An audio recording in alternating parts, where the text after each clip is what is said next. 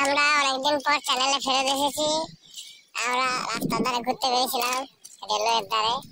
এই যে আমাদের হোস্টেলের সামনে রয়েছে বড় বিল্ডিংটা। এবার বিরাট বড় লেওড়া, 46-47 তলা হবে। বিল্ডিংটার নাম হচ্ছে SNN। দেখো বড় করে দেখাই, দেখো মানে SNN। খুব সুন্দর বড় বিল্ডিংটা, হেবি সুন্দর। এই যে এরকম পুরো ট্রেন লাইনের ধারে। এই দেখো মানে সৈকত বসে আছে, মানে ইউজ কিরকম মানসিক রুগী বানা বসে আছে। বউ চলে গেছে কোথায়, সবকিছু জানি জুড়ে কাঁদে বলতেছে দুঃখে। সৈকতের বউ চলে গেছে, দুঃখে কাঁদতেছে। হাফ প্যান্ট টাপ প্যান্ট পরেছে বসে। একটা নতুন মেয়ে পটাইছে মানে, সেটা দেখাচ্ছে। ওই যে ছবি দেখা যায়, দিনেশ নতুন পটাইছে মানে। দিনেশ তার খেপিকে ছাড়ে দিয়ে নতুন পটাইছে। খেপি তুমি যদি শুনে থাকো তাহলে বুঝে নিবে কি করতে হবে ওর সাথে, ঠিক আছে? এই দেখো মানে ছেলেমেয়ের অবস্থা। এই যে আমাদের আজকে অনেকদিন পরের ব্লগ দেখতে পাচ্ছেন।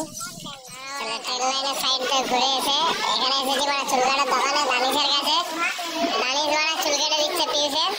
এই দানিশ তার হাতের কাজ খুবই ভালো, মানে তোমরা আসতে পারো এখানে চুল কাটার জন্য। দানিশের দোকানে, দানিশের দোকানের নাম হচ্ছে নিউ লুক সেলুন। আসতে পারো এখানে, এখানে চুল কাটাতে পারো। দিনেশ ফিনেশ ওরা সব দেখছে, একজনের চুল কাটা দেখতে পারে 4 জন 5 জন মিলে এসছে।